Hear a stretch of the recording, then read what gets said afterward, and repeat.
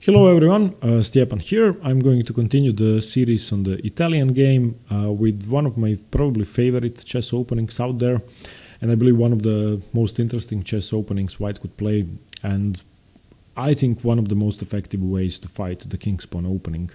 And if you are unfamiliar with the basics of the Italian game, I have covered them in an introductory video. You can find the link in the description below.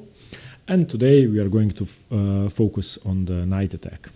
Now the knight attack branches out of the two knights defense. So e4, e5, knight to f3, knight to c6, bishop to c4. And here black can basically choose between two options. One of them is bishop to c5, the Giuoco Piano, after which white can either play the main line, the Evans gambit, etc. Or he can go for knight to f6. And knight to f6 is the two knights defense. Here white's most popular move is pawn to d3. Pawn to d3 is the main line of the two knights. We are going to cover that in a separate video. And today we are going to focus on the second most popular move. The difference between them is slight. Let me turn on the live book just to see. d3 has been played 7,000 times in Grandmaster games, and knight to g5, which we are going to cover in this video, has been played 2,000 times. So okay, d3 is in the lead, but knight to g5 is the second most common move. The third most common move is d4 in this position, and we are going to cover that in a separate video as well. That's a very sharp opening. So okay, knight to g5, the knight attack. The name is simple, quite visually explains what the move is about. White is putting pressure on the weakness on f7. In the Italian game, the f7 pawn is the main weakness in black's position. You have positioned your bishop on c4 exactly because of that. You want to put pressure on f7, and knight to g5 does the same thing, attacks the f7 pawn for the second time. Now you are able to play knight to g5 because black hasn't developed his bishop. In any position where after bishop c4 bishop c5 is played, let's say you play c3, which is the main line, black now plays knight to f6. If you play knight to g5 here, black can simply castle, and in any position in which black can castle once you attack the f7 pawn for the second time, white has basically wasted the move, and this move isn't good. So after bishop c4, knight to f6, you can see that the bishop is still stuck on f8, so knight to g5 actually puts annoying pressure on black's position, and if the player with the black piece is unfamiliar with the position, this could lead to a lot of trouble. Of course, if black allows white to capture, then this is game over. You are losing the rook, and you can't really do anything to save the position. And that's why black only has two moves here. One of them is quite unsound, even though there has been a forced draw analyzed, and that move is the Traxler counterattack, bishop to c5. And with bishop to c5, black is positively inviting white to capture on f7. White could capture with the knight or with the bishop, and this leads to super sharp positions. That's a separate video as well. And today we are going to focus on d5, the knight attack normal variation. d5 blocks out the bishop from the attack on the f7 pawn, and white can't take with the bishop, otherwise he has just wasted all of his initiative. White captures with the e pawn, and this is the only move. From this position on, the knight attack branches out, and this is the main crossroads of the variation. Here, black can play three different moves. We are going to go over the sidelines first. The sidelines are b5 and knight to d4. They most often transpose to the same position, but sometimes they can be different. Let's go over b5 first. b5 is the Ulvestad variation. It's not the most popular way to play, but as I said, out of the two sidelines, this is the more popular one. And here white only has one move, that's bishop to f1. You don't really want to go to b3, you don't want to go to e2, you go to f1. This is the safest square, and now there are two possibilities. The most obvious one is knight to d4, and knight to d4 continues with c3. Knight takes d5, c takes d4, queen to g5. This transposes to the other line with knight to d4, which we are going to go over next, the Fritz variation. So knight d4, c3, knight takes d5, c d4, queen to g5 is a transposition, and after bishop to f1, the proper Ulvestad variation is queen takes d5. And after queen takes d5, you can see that white can capture the b5 pawn simply by gaining a tempo on the queen. Knight to c3, attacking the queen and attacking the b5 pawn for the second time. The main move, and probably the only good move, is queen to c5, bishop takes b5, Bishop to e7, preparing to castle, not caring about this annoying pressure that can be dampened later on. Queen to f3, now putting the second attacker on the c6 knight. Now black has to react, and black is going to play bishop to d7 and castle, castle. This variation, I believe, is fine for black. I would always rather have white, because white is a pawn up, and that, yeah, I forgot to mention that in most of the lines here where white goes into the knight attack, white is going to be a pawn up. You can see that here white has 7 pawns, black has 6 pawns. And the Ulvestad variation is an example of how this pawn sacrifice isn't justified enough. I believe that black doesn't have enough counterplay or enough initiative to justify the pawn sacrifice. And I believe that the Ulvestad variation should be avoided unless you are playing a lower-rated opponent who might be unprepared. And there are ways for white to go wrong. In this position after b5, white can immediately go wrong with moves such as bishop to d3. And yeah, you just have to know your theory. If you play the knight attack with white, just be prepared. This is a sideline that could happen. After e takes d5, the second sideline is knight to d4. We went over it briefly in the Ulvestad. This is the Fritz variation. You chase the knight away with c3, and now black plays b5, chasing your bishop. Bishop to f1, returning back.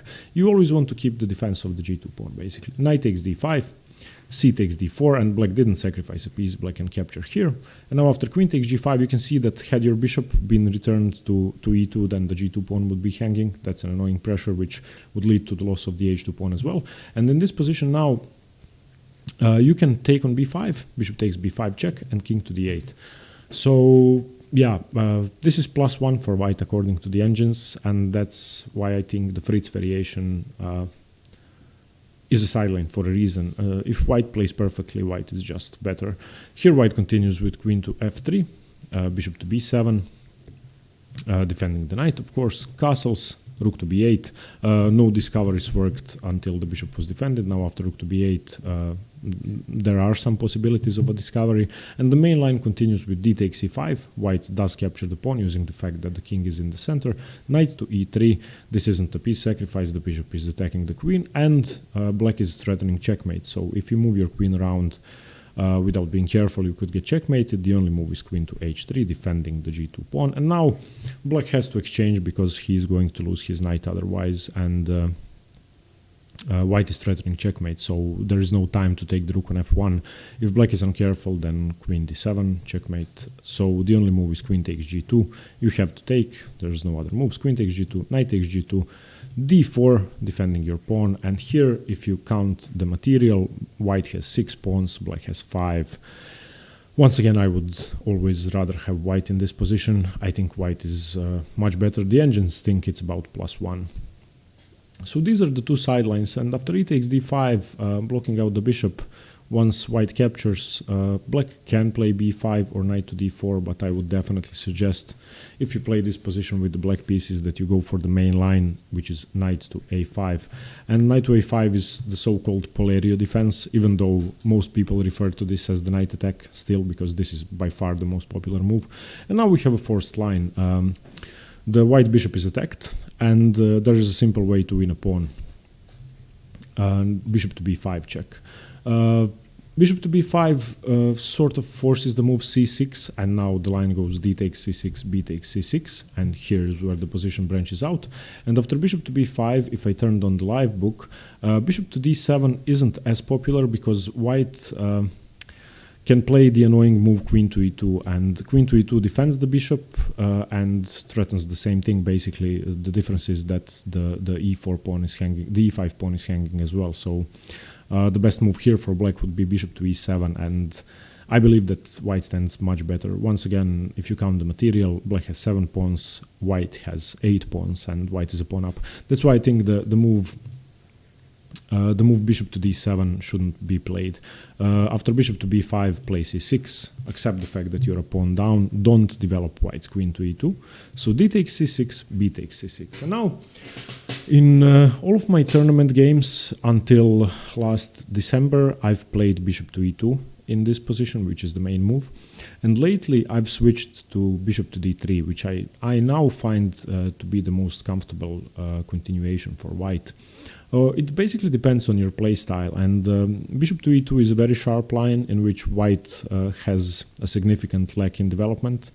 Black has two open bishops, the queen is active, and black is faster to castle. White is a pawn up, but he has to untangle.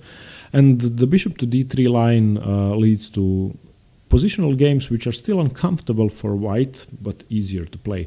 And the third move, is queen to f3. We're going to cover that first because that's the only sideline here. Bishop e2 and bishop to d3 are the two main moves. So queen to f3, this isn't a piece sacrifice, of course. Black can't take because the rook is hanging. And this move is supposed to give black an equal game. In fact, already here black has equalized. And black has two moves in this position, either rook to b8 or bishop to e7. We're going to go over both. Moving the knight, of course, loses. Taking the bishop loses. Returning the knight wastes too much time and hangs the c6 pawn. So rook to b8 attacking the bishop, or bishop to e7 trying to castle are the two main moves. Here, of course, after rook to b8 and after bishop to e7, white can capture the c6 pawn, but we are going to see what happens here. After rook to b8, bishop takes c6 really isn't good, and I'm going to turn on the engine just to show you why. Even though this is a perfectly natural move, bishop takes c6 here and knight takes c6, queen takes c6. This is slightly better for black, and white is really too far behind the development, and white can't really do anything to utilize on his advantage. And I believe that this move should be avoided. Even though you have won your second pawn, your queen is too unsafe in this position, and black is going to be better. So after rook to b8, the main move is bishop to d3, simply returning your bishop. You can also go to e2. And you basically want to stop any e4 breaks and any knight discoveries which, once the queen is here, are going to attack your g5 knight. So in the previous line I've just shown you, here knight to d7, now your knight is hanging and your queen is misplaced and you have to react. And after a move such as knight to f3, e4 is coming, f4 is coming, and black is just much faster in the attack. Bishop to b7 as well, and you are losing material. So okay, rook to b8, bishop d3, or bishop to e2. Bishop to d3 is just, from visual standpoint, better because you are putting more pressure on the e4 square, preventing the e4 break for black, which is a common idea. Black continues with bishop to e7, castles, b3, you want to develop your bishop here. Rook to b4 is one of the main moves, c4 blocking out the rook, h6, knight e4, knight takes e4, bishop takes e4, f5, and now bishop to c2. And this is what you can expect out of the queen to f3 sideline. This position is supposed to be equal. White is still a pawn up, as I said, but I'm not sure that white has enough pressure here. I'm actually not sure which side I would choose. If black isn't careful, of course, the misplaced knight and the blocked out rook are going to, decrease his chances of having a solid game. But if black does know the line, then white has actually given up a significant portion of his advantage. So I believe that the move queen to f3 should be kept in your repertoire as a powerful sideline, but be prepared for black equalizing the game. And I think you should stick with one of the two main moves, either bishop to e2 or bishop to d3. Let's go over bishop to d3. I think this is a very risky move to play in one hand, and on the other hand, it's probably the safest way to keep your pawn out of all the three options. Here, black has one good move. One sideline is h6, chasing the knight to e4, and if black takes, white is fine. The main downside of bishop to d3 is that you can't play d3 and develop your dark square bishop. You have to waste the tempo here, which can in some positions come in handy because the rook is naturally developed on b8, so b3, bishop b2 is a natural move. But as I said, after h6, knight e4, if black takes, you are fine. Black is going to play knight to d5, preparing to play knight to f4, attacking your bishop. Here you castle, and if bishop to e7, which is the main line, white is, I think, much better. The engines give this as +1 or more. Let's see. Yeah, +1.3. And if knight to f5, knight to f4, then, you can play bishop to e2, which is passive. but I think it's still the best move. Rook to e1 is a common idea, giving up your pawn there because you will have a lot of annoying pressure. But yeah, I think this is the best option after h6. However, I would, if I were black, I would avoid playing h6 completely. So after bishop to d3, I think the best move is knight to d5 immediately without chasing the knight away, because the knight is attacked after knight to d5 anyway. So a very sharp opening, and now immediately white is forced to a decision. Where's he going to put his knight? Knight to e4 has been played. I've played it once, and after knight to e4, this is the most common move, and you develop your other knight to c3 and allow this. So this isn't really so good. You've given back the pawn, so knight to e4 I wouldn't recommend. The best move I think is knight to f3, and now if knight to b4 is played, you can castle and give up the pawn that way and use the fact that the black king is still in the center. So knight to b4 isn't the most common move. Knight to f4 as well leads to the same sort of thing. Bishop to d6 I think should be played here because black wants to prepare to castle. Leaving the king in the center is too unsafe before you go on these sorts of escapades going for the bishop. If you leave your king on e8, you could be in trouble. White castles here. And here, black can either castle, which is, I believe, too passive. You should use your initiative here with the black pieces and play knight to f4 now. But if black does castle, you have time to play rook to e1. And after rook to e1, knight to f4, you can play bishop to f1, defending your g2 pawn and preparing to play d3. And once white plays d3 in these positions, white is fine. And white has basically resolved his main issue after bishop to d3. So after rook to e1, knight to f4 is basically pointless. Black continues with rook to e8. And now knight to c3, f5. And here the problem is that black is going to have three very strong central pawns, and if you've played the Tarrasch variation against the French defense, then you are familiar with this structure, and I've lost several games because of that. So the game continues: knight takes d5, c takes d5, bishop to b5, attacking the rook, and the best move is to exchange the bishops, queen takes d7, d3, stopping the e4 break at least for a while. And white has 7 pawns, black has 6 pawns, but the position is equal because the central pawns are too strong, and both of black's rooks and the black queen are more active than any of white's pieces, and the knight is about to get harassed on f3. So I think that if black plays perfectly, white has a solid equal game, being a pawn up, but white has to be careful. Black basically has a risk-free game, and the only thing black has to avoid is exchanging pieces, because if any of the pieces get exchanged, the pressure dampens and reduces, and white's pawn advantage is going to be emphasized. On the other hand, if all the pieces remain on the board, if all the white pieces remain on the first rank, then white's pawn advantage is completely useless and black is going to be better. So I think the engine evaluation here is sort of irrelevant. You have to decide on your play style and would you prefer being a pawn up or not, because being a pawn up here is risky and it will take a lot of bravery and sharp play to maintain your pawn or not to get a slightly worse position, in fact.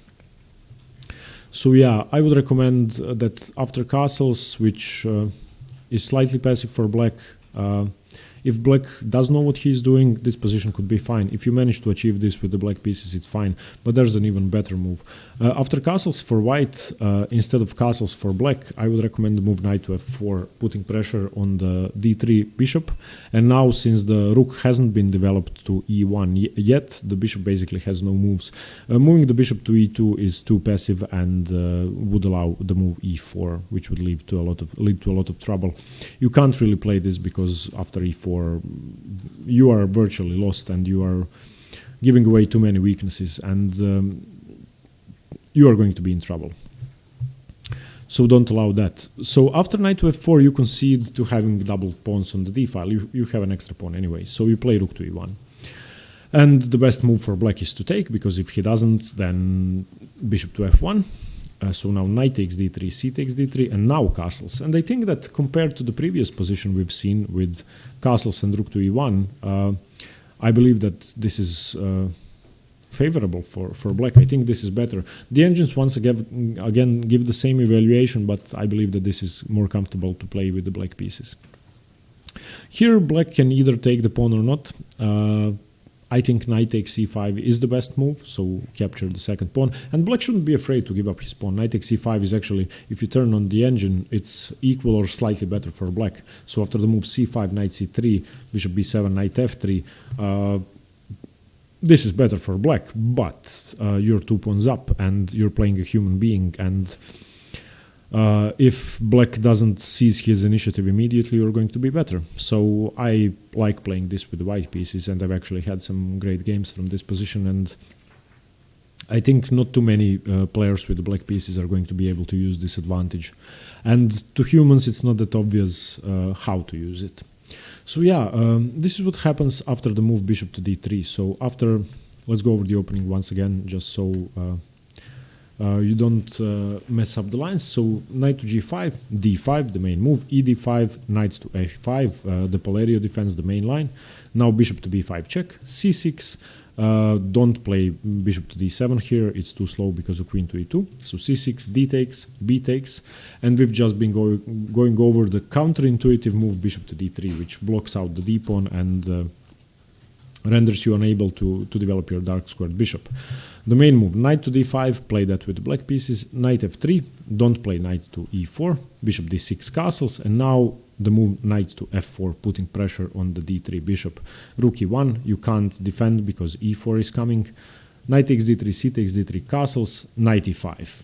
Take the pawn, concede to being slightly worse, and have 2 extra pawns. I think this is a great variation for white, and as I said, I've started playing this recently. I've switched over to bishop to d3 completely instead of bishop to e2, which I've been playing for the last 2 years.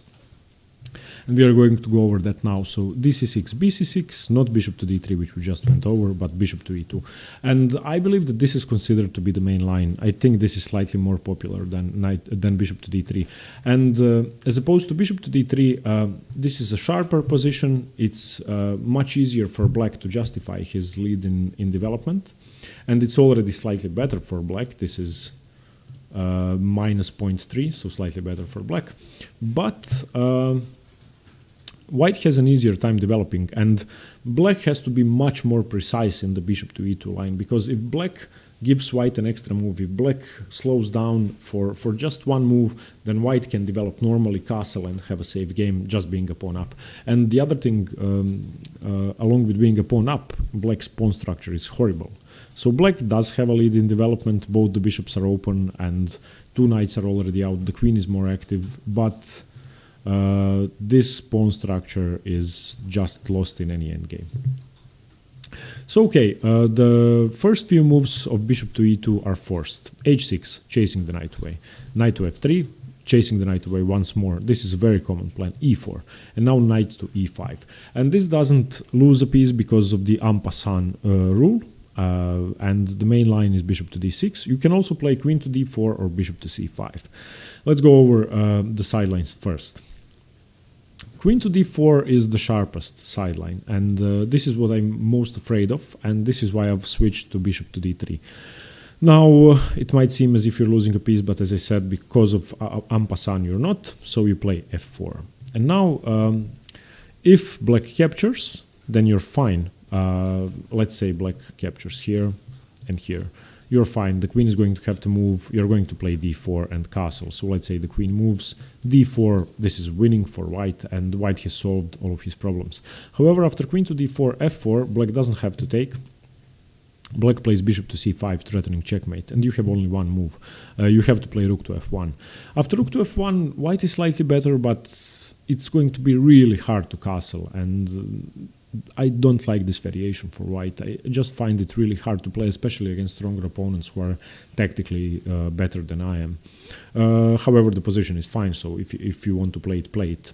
I still play it sometimes. Bishop d6, attacking the knight, d3, trying to open up the center and giving back the pawn, which is going to be what happens almost all the time in this variation with queen to d4. So bishop e5, f e5, queen e5, knight c3, castles, bishop f4, Queen to e7, queen to d2, preparing to castle kingside, but now e takes d3 comes. Taking with the queen is too risky because of rook to d8, so you take with the pawn, and after bishop to e6. White is better, according to the engines. White can castle in some positions, however the b file is open, the d3 pawn is weak, you've given up your pawn advantage, and the position is okay, slightly better for white, but risky to play. And you can see that black's king is safer, and that black has an obvious initiative. I think that it's easier to play for black. However, white does have the bishop pair. White is going to castle queenside. White has this annoying pressure along the a file. If the queen moves, threatening to take on h6, and rook takes here, you can even take here, takes, queen takes, and you're attacking the knight. So a lot of attacking possibilities for both sides, a very sharp opening. This position doesn't mean that you should give up on bishop to e2. This is just what I think the worst case scenario is, and I find it really hard to play. I find the positions after bishop to d3 much easier to play, and I usually keep my extra pawn. The second sideline after knight to e5 is bishop to c5, putting pressure on f2. And here you don't have to play f4 or d4. You can prepare that with c3. And after queen to c7, you play d4 now. And the main move is en passant. E takes d3. Knight takes d3. You save your knight. You defend f2. And after bishop d6, knight to d2, castles b4, chasing the knight away. Knight to b7, knight to c4, attacking the bishop. The bishop shouldn't really move. Castling before you play knight to c4 is unsafe because bishop h2. And here the main move for black is actually to give up the bishop pair with knight to d5, and you capture here. Your c3 pawn is hanging in exchange for that, so knight takes d6, knight takes c3, queen to c2, attacking the knight, and now knight takes c2, queen takes c2. Luckily for white, rook to e8 is impossible because the knight is defending it and the queen is defending it, so now queen takes d6 and castles. And yeah, another reason why I don't really enjoy playing the bishop e2 line is because of this sideline. Because here the engine thinks white is slightly worse.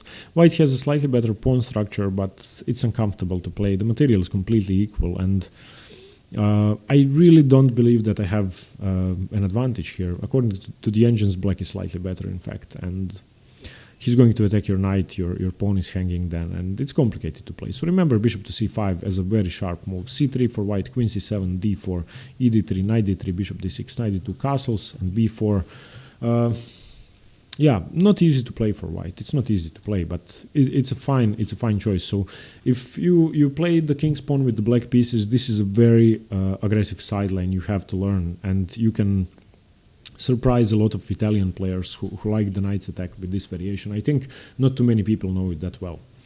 Okay, let's go to the main line. After knight to e5, the main line isn't bishop to c5 or queen to d4, it's actually bishop to d6, attacking the knight immediately and forcing the player with the white pieces to play either d4 or f4.